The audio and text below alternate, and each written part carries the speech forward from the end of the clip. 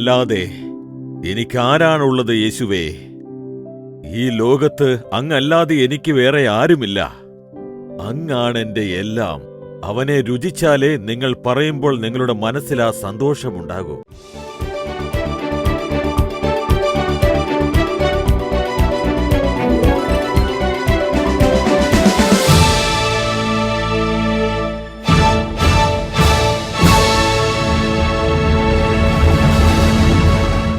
പ്രിയമുള്ളവരെ, യേശുക്രിസ്തുവിന്റെ മധുരമുള്ള നാമത്തിൽ നിങ്ങളുടെ അത്ഭുതത്തിന്റെ സമയമെന്ന ഈ പരിപാടിയിലേക്ക് നിങ്ങളെ സ്വാഗതം ചെയ്യുന്നു.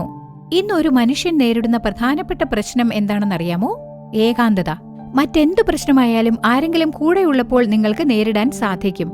എന്തു പ്രശ്നമായാലും മറ്റുള്ളവർ നിങ്ങളെ സഹായിക്കുകയാണെങ്കിൽ നിങ്ങൾക്ക് അതിനെ തരണം ചെയ്യാൻ സാധിക്കും. പക്ഷേ നിങ്ങളുടെ പ്രശ്നം ആർക്കും മനസ്സിലായില്ലെങ്കിൽ നിങ്ങൾ എല്ലാ കാര്യവും ഒറ്റയ്ക്ക് ചെയ്യേണ്ടി വരും. എന്നെ മനസ്സിലാക്കാൻ ആരുമില്ലല്ലോ എന്നുള്ള ദുഃഖം പലർക്കും ഉണ്ടാവാറുണ്ട്. പക്ഷേ നമ്മെ മനസ്സിലാക്കുന്ന ഒരാളുണ്ട്. ഒരിക്കലും അവൻ നമ്മെ ഒറ്റയ്ക്കാക്കാറേയില്ല. അതാരാണെന്നറിയാമോ? നമ്മുടെ കർത്താവായ യേശുക്രിസ്തു. ഇപ്പോൾ നമ്മളൊരു ഗാനം കേൾക്കാൻ പോകുന്നു. അങ്ങല്ലാതെ എനിക്ക് ആരാണുള്ളത്? ഒരുപക്ഷെ നിങ്ങൾ ഒറ്റയ്ക്കായിരിക്കാം. എനിക്ക് ആരുമില്ല, എന്നെ മനസ്സിലാക്കാൻ ആരുമില്ല എന്നുള്ള ഒരു ദുഃഖത്തോടെ കരഞ്ഞുകൊണ്ടിരിക്കുകയായിരിക്കാം. നിങ്ങൾ ഒന്നും ആലോചിക്കാതെ അങ്ങല്ലാതെ എനിക്ക് ആരുമില്ല യേശുവേ എന്നുള്ള ഒരു വിശ്വാസത്തോടെ ഈ ഗാനം ഒന്നിച്ചു പാടുക. അതിനുശേഷം സഹോദരൻ മോഹൻ സി ലാസറസ് അവർകൾ നിങ്ങൾക്കായി ദൈവ സന്ദേശം നൽകി പ്രാർത്ഥിക്കുന്നതാണ്. തീർച്ചയായും നിങ്ങളുടെ ഒറ്റപ്പെടലും പ്രശ്നങ്ങളും എല്ലാം തീരും. പ്രാർത്ഥിക്കുക. കർത്താവ് തീർച്ചയായും നിങ്ങളുടെ ജീവിതത്തിൽ വലിയ അത്ഭുതം ചെയ്യുന്നതാണ്. ഇത് നിങ്ങളുടെ അത്ഭുതത്തിന്റെ സമയം.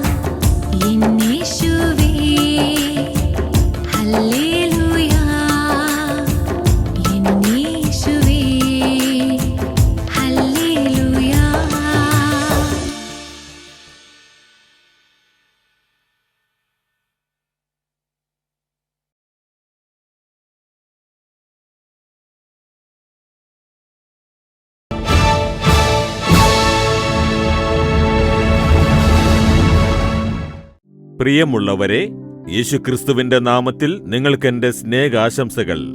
മനോഹരമായൊരു ഗാനമല്ലേ നിങ്ങൾ കേട്ടത്? അങ്ങല്ലാതെ എനിക്ക് മറ്റാരാണുള്ളത്? യേശുവേ, അങ്ങല്ലാതെ എനിക്ക് വേറെ ആരാണുള്ളത്? ഈ ഗാനം എന്റെ അനുഭവത്തിൽ നിന്നും എഴുതപ്പെട്ട ഒരു ഗാനമാണ്. ഞാൻ കടന്നു വന്ന പാതയിലേക്ക് ഇടയ്ക്കിടയ്ക്ക് തിരിഞ്ഞു നോക്കുമ്പോൾ കർത്താവിനോട് ഞാൻ നന്ദി പറയാറുണ്ട്. ദൈവം എന്നെ രക്ഷിച്ച് ശുശ്രൂഷയ്ക്കായി വിളിച്ച് ശുശ്രൂഷയിൽ വഴി നയിച്ച് വന്നത്, അതിലേക്കൊക്കെ ഞാൻ തിരിഞ്ഞു നോക്കാറുണ്ട്.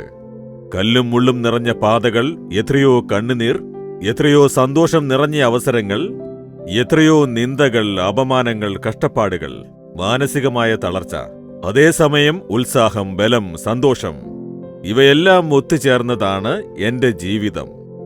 അതേപോലെ ഞാൻ കടന്നു വന്ന പാതയിൽ ചില സമയങ്ങളിൽ ഹൃദയം തകർന്നുപോയി, മതി കർത്താവേ എന്നു പറയുന്ന ഒരു ചുറ്റുപാടും എന്റെ ശുശ്രൂഷാ പാതയിൽ കണ്ടിട്ടുണ്ട്.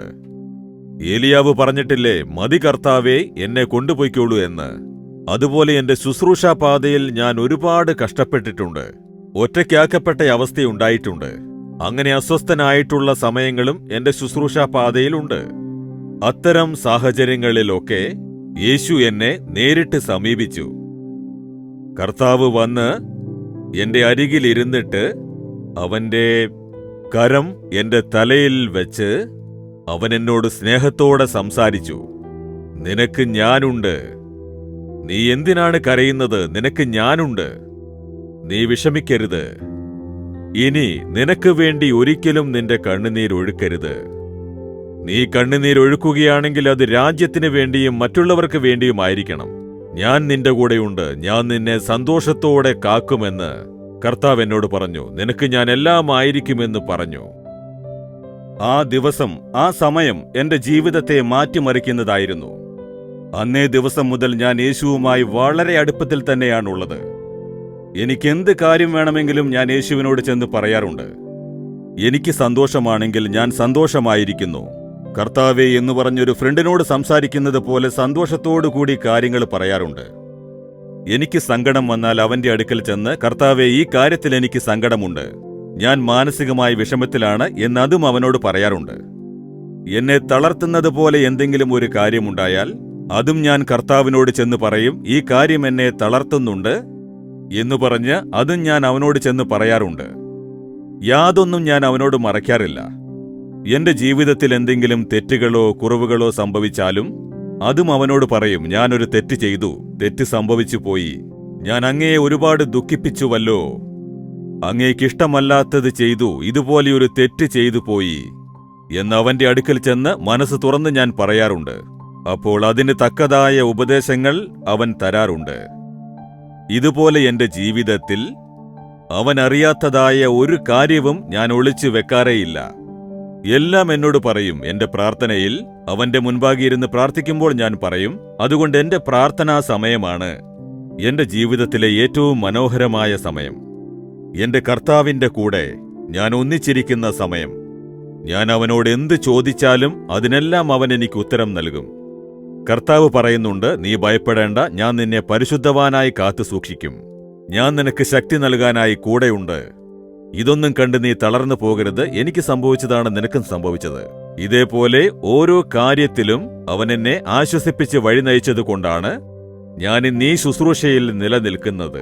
ഞാൻ എന്ത് ചെയ്യണമെന്നാണ് അങ്ങയുടെ ഹിതമെന്ന് ചോദിച്ചാൽ അവന്റെ ഇഷ്ടം അവൻ എന്നോട് പറയും. ഇതെല്ലാം നീ എനിക്ക് ചെയ്യണം, ഇതൊക്കെയാണ് എന്റെ ഹിതം, ഇത് നീ ചെയ്യുമോ എന്ന് ചോദിക്കും. അവന് ഞാൻ എന്റെ ജീവിതം സമർപ്പിച്ചു. എന്റെ ഇഷ്ടം പോലെ ഞാൻ ഒരിക്കലും പ്രവർത്തിക്കാറേയില്ല.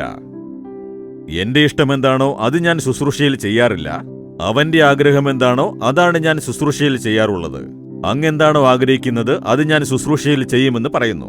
ഞാൻ എന്താണ് ചെയ്യേണ്ടതെന്ന് ഞാൻ എപ്പോഴും എന്റെ പ്രാർത്ഥനാ സമയത്ത് ചോദിക്കാറുണ്ട്. അപ്പോൾ കർത്താവ് എന്നോട് പറയും, ഇതാണ് എന്റെ ആഗ്രഹം, നീ ഇതുപോലെ ചെയ്യ്, ഇതാണ് ഞാൻ പ്രതീക്ഷിക്കുന്നത് എന്ന് പറയും. ഇതുപോലെ യേശുവുമായി ഒരടുപ്പമുള്ള ഒരനുഭവം ഉണ്ടായതിനു ശേഷം എന്റെ ജീവിതത്തിലെല്ലാം അവൻ മാത്രമായി തീർന്നു. എല്ലാം അവനാണ് എന്നുള്ള രീതിയിൽ എന്റെ ജീവിതം തന്നെ മാറി. എന്തെങ്കിലും ആവശ്യമുണ്ടെങ്കിൽ പ്രാർത്ഥിക്കുന്നതോ അല്ലെങ്കിൽ ശുശ്രൂഷയ്ക്ക് വേണ്ടി പ്രാർത്ഥിക്കുന്നതോ ഒരു പ്രസംഗത്തിനായി അഭിഷേകം വേണമെങ്കിൽ പ്രാർത്ഥിക്കുന്നതോ അങ്ങനെയല്ല. ഓരോ നിമിഷവും ഓരോ ക്ഷണവും അവനെ എനിക്ക് വേണം. എന്റെ ശുശ്രൂഷാ ജീവിതത്തിൽ മാത്രമല്ല, എന്റെ സ്വകാര്യ ജീവിതത്തിലും എന്റെ വ്യക്തിപരമായ ജീവിതത്തിലും സകല കാര്യങ്ങളിലും അവനെ എനിക്ക് വേണം. അവനറിയാത്ത ഒരു കാര്യവും എന്റെ ജീവിതത്തിൽ ഉണ്ടാകരുതെന്ന് പറഞ്ഞ് എല്ലാ കാര്യങ്ങളെക്കുറിച്ചും ഞാൻ കർത്താവിനോട് മനസ്സ് തുറന്ന് സംസാരിക്കും. കർത്താവ് ഒരു കാര്യവും തെറ്റായിട്ടെടുക്കുകയേയില്ല. അതാണ് അവന്റെ പ്രത്യേക സ്നേഹം. എനിക്ക് തെറ്റുകുറ്റങ്ങളുണ്ട്, എനിക്ക് അബദ്ധം പറ്റിപ്പോയി, അങ്ങേക്കിഷ്ടമല്ലാത്തത് ചെയ്തുപോയി, ഒരബദ്ധം പറ്റിയതാണെന്ന് പറഞ്ഞാൽ പോലും കർത്താവ് നമ്മെ ആശ്വസിപ്പിച്ച് ഞാൻ നിന്നെ കാത്തുകൊള്ളാം, പരിശുദ്ധവാനാക്കാമെന്ന് പറയും. ആ ക്ഷണം തന്നെ അതിൽ നിന്നും ഒരു ആശ്വാസമുള്ള വാക്കു പറഞ്ഞ് നമുക്ക് ധൈര്യം പകരും. അതാണ് യേശു ക്രിസ്തു. ആ സ്നേഹം കാരണമാണ് അവനെ വിട്ടുമാറാൻ നമുക്ക് മനസ്സ് വരാത്തത്. അവന്റെ സ്നേഹം അത്രയും വലുതാണ്. അവനുമായി നിങ്ങൾ ഇടപഴകിക്കഴിഞ്ഞാൽ ആ യേശുവിനെ നിങ്ങളുടെ ജീവിതത്തിൽ നിന്ന് ഉപേക്ഷിക്കാനേ പറ്റില്ല. അതേപോലെ തന്നെ ട്രാവൽ ചെയ്യുകയാണെങ്കിൽ ഞാൻ സംസാരിക്കും, പ്രാർത്ഥിക്കും. ട്രാവൽ ചെയ്യുമ്പോൾ ഞാൻ അവനോട് സംസാരിച്ചുകൊണ്ടേയിരിക്കും. എന്തെങ്കിലുമൊക്കെ കാണുമ്പോൾ കർത്താവേ ഇങ്ങനെ നടക്കുന്നല്ലോ, എന്താണെന്ന് ചോദിക്കും. നിസ്സാര കാര്യങ്ങൾ പോലും ന്യൂസ് കാണുമ്പോഴും കർത്താവേ നമ്മുടെ രാജ്യത്ത് ഇങ്ങനെയൊക്കെ നടക്കുന്നല്ലോ, എന്തുകൊണ്ടാണ് ഇങ്ങനെയൊക്കെ, ഞാനതിനെന്ത് ചെയ്യണം എന്ന് ചോദിക്കാറുണ്ട്. ഇവരിതുപോലെയൊക്കെ ടിവിയിൽ തെറ്റായ കാര്യങ്ങളൊക്കെ കാണിക്കുന്നുണ്ട്, ജനങ്ങളെയൊക്കെ തെറ്റായ വിശ്വാസങ്ങളിലൂടെ വഴിനയിക്കുകയാണ്.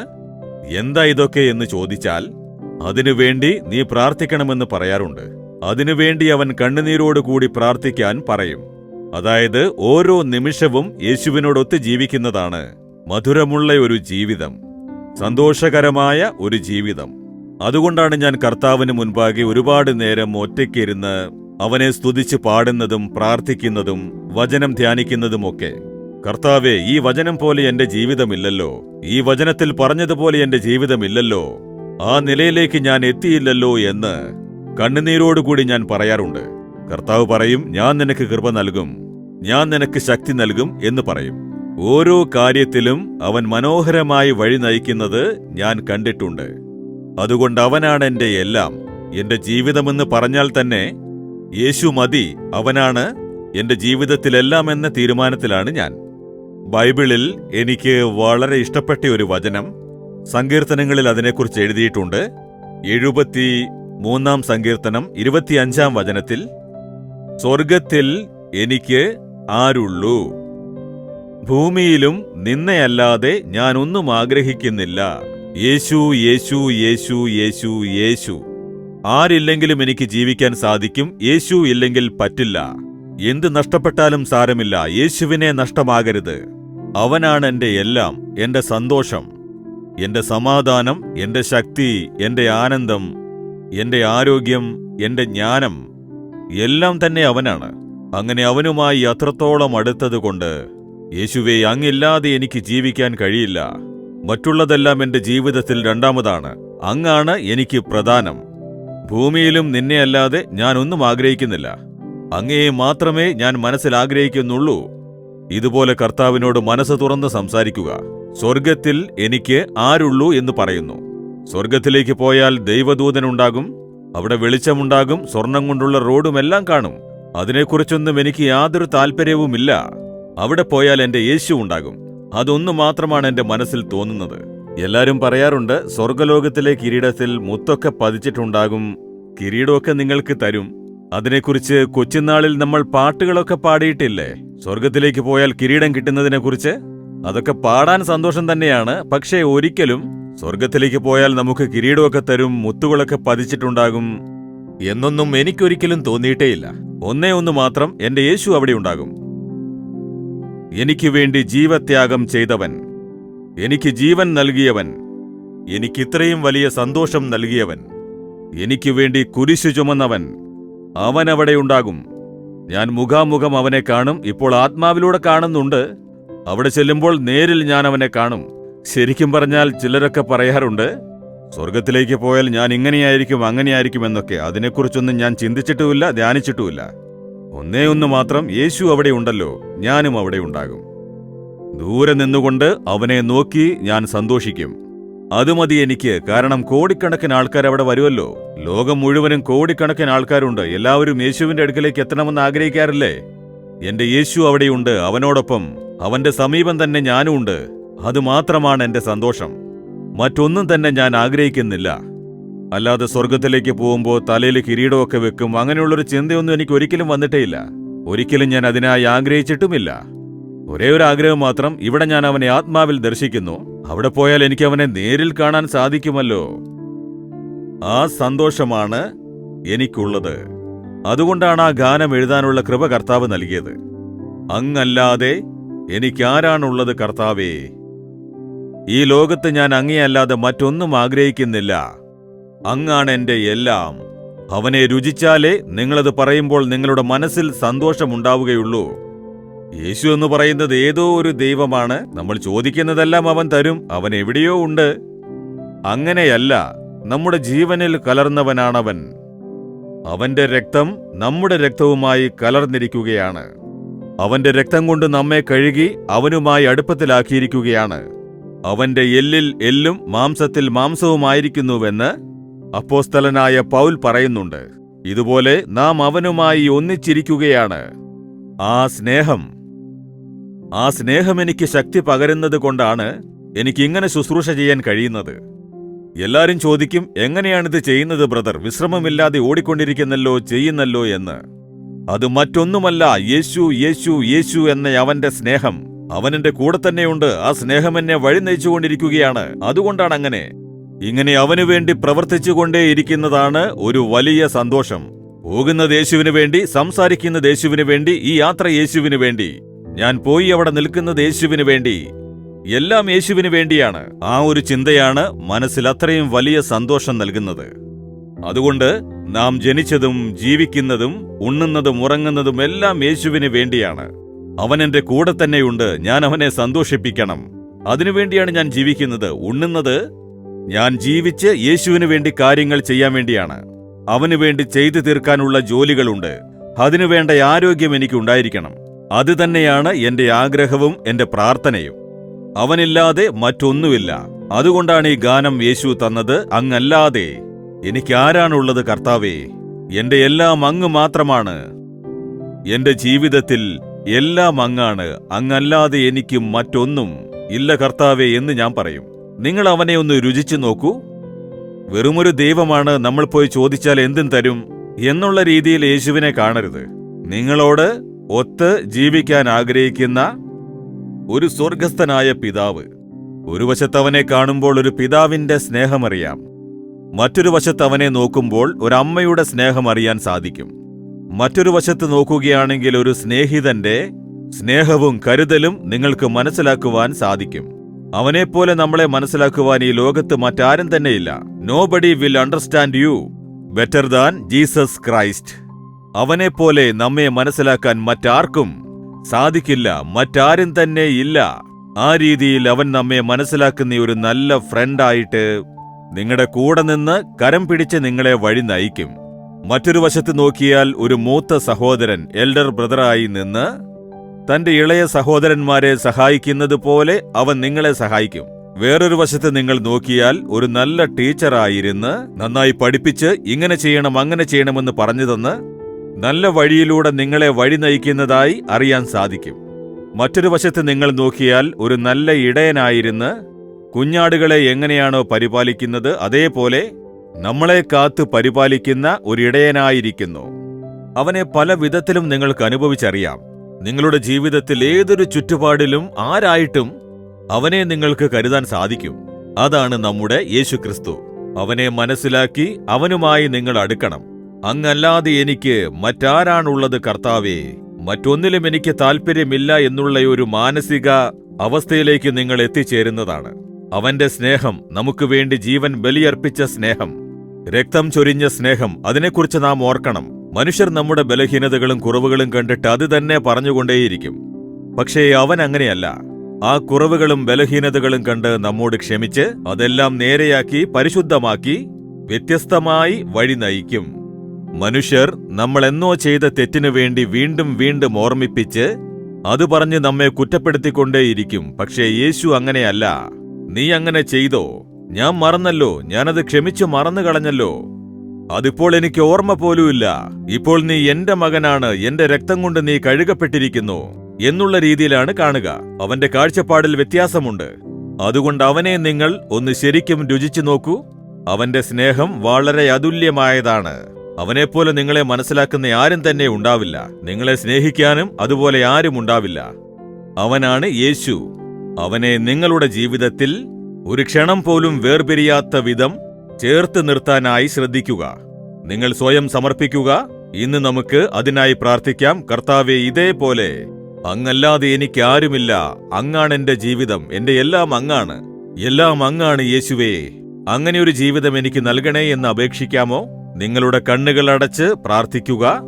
യേശുവേ, ഞങ്ങൾക്ക് വേണ്ടി അങ്ങ് അനുഭവിച്ച കഷ്ടപ്പാടുകൾ, എനിക്ക് വേണ്ടി ചൊരിഞ്ഞ രക്തം, അങ്ങ് ഏറ്റുവാങ്ങിയ ചാട്ടവാറടികളും അപമാനവും നിന്ദയും, ഇതിനെല്ലാം പകരമായി ഞാൻ എന്താണ് ചെയ്യേണ്ടത്?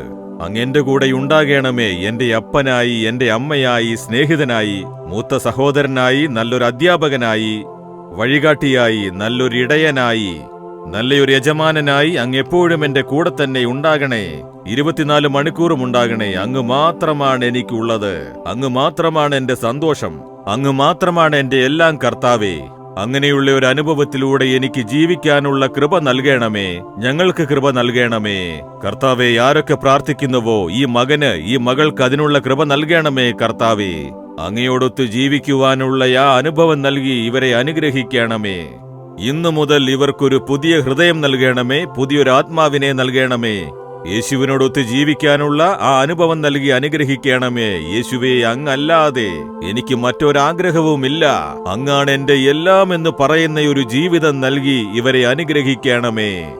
എത്ര വലിയ സന്തോഷമാണ്, എത്ര വലിയ ആനന്ദമാണ്. ഈ ഒരു സന്തോഷം ആരും നഷ്ടപ്പെടുത്തരുതേ.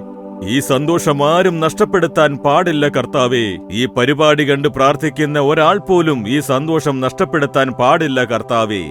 ഓരോരുത്തർക്കും ആ അനുഭവം നൽകി അനുഗ്രഹിക്കണമേ, അനുഗ്രഹിക്കണമേ, അനുഗ്രഹിക്കണമേ യേശുവേ. അങ്ങാണ് എന്റെ എല്ലാം, ഞങ്ങളുടെ എല്ലാം എന്ന് ഞാൻ സ്വയം സമർപ്പിക്കുകയാണ്. യേശു ക്രിസ്തുവിന്റെ നാമത്തിൽ പ്രാർത്ഥിക്കുന്നു. ആമേൻ, ആമേൻ. പ്രിയമുള്ളവരെ, ദിവസവും കർത്താവിനോട് ഇങ്ങനെ സംസാരിക്കുക. വെറുതെ അവന്റെ അടുത്ത് ചെന്ന് അത് വേണം ഇത് വേണമെന്ന് പറയുകയല്ല വേണ്ടത്. ആദ്യം മനസ്സ് തുറന്ന് അവനോട് സംസാരിച്ച് ഒരുമയിലാകുക. അതിനുശേഷം അവൻ തന്നെ പറയും, ഇതിനുവേണ്ടി പ്രാർത്ഥിക്കുക, അതിനുവേണ്ടി പ്രാർത്ഥിക്കുക എന്ന്. അങ്ങനെ അതിനുവേണ്ടി പ്രാർത്ഥിച്ചുകൊണ്ടേയിരിക്കുക. വളരെ നല്ല ഒരനുഭവമായിരിക്കും. പ്രാർത്ഥിക്കുന്നത് മനോഹരമായ ഒരു അനുഭവമായിരിക്കും. ദിവസവും നിങ്ങളുടെ ജീവിതത്തിൽ ആ സന്തോഷം നിങ്ങൾക്ക് അനുഭവിക്കുവാൻ സാധിക്കും. കർത്താവ് അങ്ങനെയുള്ള ഒരു അനുഗ്രഹം നിങ്ങളുടെ ജീവിതത്തിൽ ഇന്നു മുതൽ നൽകുമാറാകട്ടെ. ആമേൻ. For further details and prayer support, contact Jesus Redeems Ministries, Nalumavudi, Thoothukudi District, 628-211. Our phone number 04639 353535. info@jesusredeems.org. Our website www.jesusredeems.com. God bless you.